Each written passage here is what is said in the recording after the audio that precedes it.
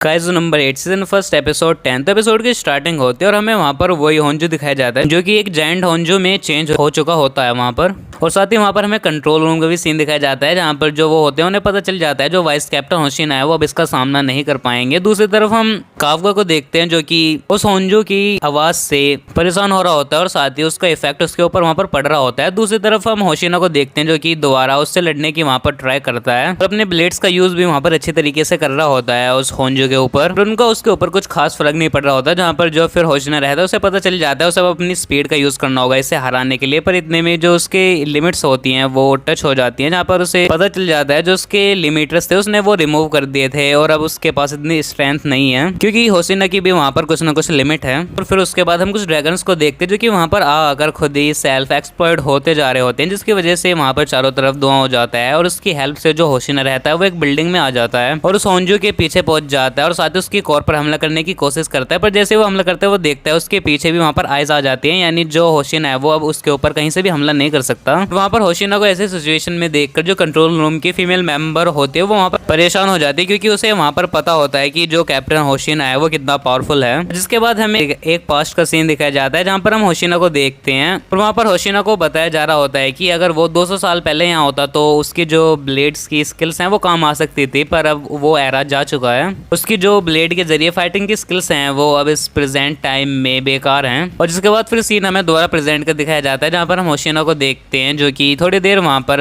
बैठा होता है जहाँ पर कंट्रोल रूम में सभी परेशान हो रहे होते हैं। पर होशिना वहाँ पर कहता है चिंता मत करो मैं अभी मरा नहीं हूँ मैंने अपनी शील्ड ऑन कर ली थी। उसके बाद होशिना वहाँ पर सोच रहा होता है कि वो अपनी मैक्सिमम रिलीज को भी अब खो चुका है अब वो करेगा क्या। पर उसे वहाँ पर पता होता है कि जो बाहर की सिटीज हैं वो खाली है वहाँ पर कोई नहीं है तो उसकी कोई प्रॉब्लम नहीं है उसे। इसके बाद जो होशिना रहता है वो फिर भी वहाँ पर लड़ने का ही डिसाइड करता है। इसके बाद फिर हम देखते हैं होशिना को जो कि अपनी ब्लेड्स की हेल्प से वहाँ पर हमला कर रहा होता है पर फिर भी जो वो होंजो रहता है वो खुद को हील कर रहा होता है और फिर हम दोबारा एक हमला देखते हैं जिसकी वजह से जो होशिना रहता है वो फिर और ज्यादा इंजर्ड हो जाता है और हमें दोबारा एक कुछ पास्ट के सीन दिखाए जाते हैं जहाँ पर हमें दिखाया जाता है कि एक आदमी दोबारा होशिना से कह रहा होता है कि गन के साथ जो तुम्हारे एनलिस्ट पा रहे हो वो बहुत ही कम है और ब्लेड्स का टाइम नहीं रहा। और साथ ही हम एक और फ्लैशबैक भी देखते हैं जहाँ पर उससे कहा जाता है कि अब बड़े बड़े काइजोज आ रहे हैं तो वहाँ पर ब्लेड्स का कुछ काम नहीं रहेगा। यानी जो होशिना था उसे पहले से ही सब ने सेटबैक ही दिए हैं यानी जो उसकी ब्लेड की स्किल्स थी उस पर किसी ने ध्यान ही नहीं दिया। पर जो कैप्टन मीना थी वो बिल्कुल अलग थी उसने ऐसा नहीं किया था। वहाँ पर उसने होशिना की प्रोफाइल देखकर उससे कहा था कि तुम मेरी फोर्स को ज्वाइन करोगे क्या होशिना। जहाँ पर होशिना यही सोच रहा होता है कि मीना भी उसे मना कर देगी पर ऐसा नहीं होता। जहाँ पर मीना उसे बताती है कि आगे चलकर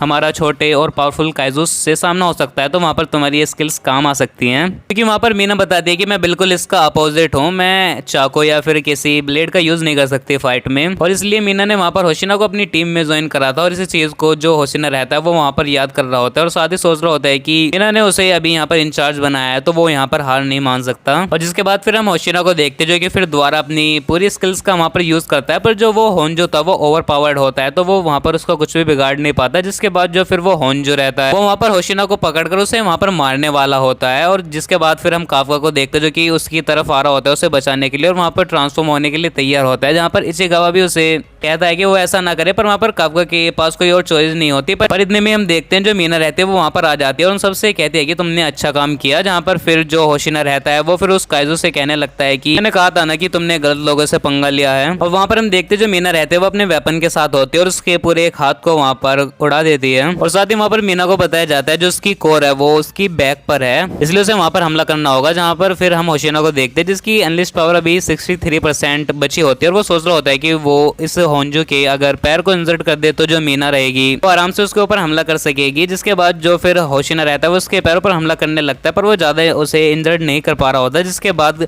किकोरो भी वहां पर आ जाती है पर उसके भी हमले का उसके ऊपर कुछ फर्क ही नहीं पड़ता। पर फिर हम देखते हैं जो किकोरो और होशिना रहते हैं वो दोनों मिलकर वहां पर उसके एक पैर को पूरी तरीके से इंजर्ड कर देते हैं। पर उसके बाद फिर किकोरो की भी हालत वहां पर खराब हो जाती है। और जिसके बाद फिर हम मीना को देखते हैं जो कि उस होंजो के कोर को एक्सपोज कर देती है और वहां पर फिर बाकी ड्रैगन्स आ जाते हैं। जिसके बाद वहां पर फिर बाकी फोर्स के मेंबर भी आ जाते हैं उन्हें बचाने के लिए। जिसके बाद फिर हम होशिना को देखते हैं जो कि पूरी तरीके से उस होंजो के ऊपर कट्स लगा देता है और फिर वहां पर जो मीना रहती है वो अपनी अनलिस्ट पावर का यूज करती है हमले के जरिए और उसके चीथड़े उड़ा देती है वहां पर। जिसके बाद फिर वो सारे वहां पर चैन के सांस लेते हैं उसे हराकर और फिर हम किकोरो और होशिना और साथ ही मीना को देखते हैं जो कि आपस में सैल्यूट कर रहे होते हैं एक दूसरे को। और उन्हें देखकर वहां पर जो काफका रहता है वो इमोशनल हो जाता है और साथ ही वो वहां पर सोच रहा होता है कि वो हमेशा से इसी डिफेंस डिफेंस फोर्स में आना चाहता था। और फिर हम देखते हैं जो होशिना रहता है वो बाकी बच्चे जो योजूस रहते हैं उन्हें ठिकाने लगाने की बात कर रहा था, पर वहाँ पर मीना कहते हैं तुम अभी इंजर्ड हो, तुम कहीं नहीं जाओगे। जिसके बाद बाकी ऑफिसर आ जाते हैं उस काम के लिए, पर तभी हम वहाँ पर मीना के टाइगर को देखते जो कि आसमान में देखकर गुर्राने लगते। और जैसे वो सब देखते तो वहाँ पर जितने भी बच्चे जो ड्रैगन्स होते हैं वो सब मिलकर वहाँ पर एक बॉम्ब टाइप चीज बना लेते हैं जिसका इफेक्ट 20 किलो टन का होता है, और जो कि एक न्यूक्लियर हमले के बराबर होता है। और इसका मतलब ये है कि अगर ये यहाँ पर फटा तो यहाँ पर फिर कोई नहीं बचेगा। और जहाँ पर फिर वो जो मरा हुआ होंजो रहता है वो वहाँ पर कहता है कि लगता है हमारा मैच अभी टाई हुआ है बस। जिसके बाद फिर हम काफका को देखते हैं जो कि पूरी स्पीड से वहाँ पर भग रहा होता है, और जो होशिना रहता है वो उसे देखकर रोकता है, पर फिर वो सोचने लगता है कि वो अपनी 1% पावर के साथ इतनी तेज कैसे भग सकता है। तो फिर वहाँ पर जो फिर काफका रहता है उसके पास और कोई चारा नहीं होता ट्रांसफॉर्म होने के। जिसके बाद फिर वो वहाँ पर काइजू में ट्रांसफॉर्म हो जाता है, और उस ट्रांसफॉर्म को देखकर वहाँ पर सबके सब शौक हो जाते हैं। और साथ ही कंट्रोल सिस्टम से उन्हें मैसेज आता है कि हमें एक सबसे बड़े काइजू का सिग्नल मिल रहा है तकरीबन 9.8 फॉल्टीट्यूड का। और जिसके बाद फिर वहाँ पर सबके सब खड़े होते हैं, और जो काफका रहता है वो भी वहाँ पर तैयार होता है हमले के लिए, क्योंकि वो साथ ही सोच रहा होता है कि इतने टाइम से उसने अभी तक यहाँ पर कुछ नहीं करा है। और दूसरी तरफ हम होशियाना को देखते हैं जो कि सोच रहा होता है कि उसने काफका को इसी वजह से लिया भी था, और साथ ही उसने आगे चलकर ये सोचना छोड़ दिया था कि जो काफका है वही काइजू नंबर 8 है। और फिर हम काफका को देखते हैं जो कि वो उस पूरे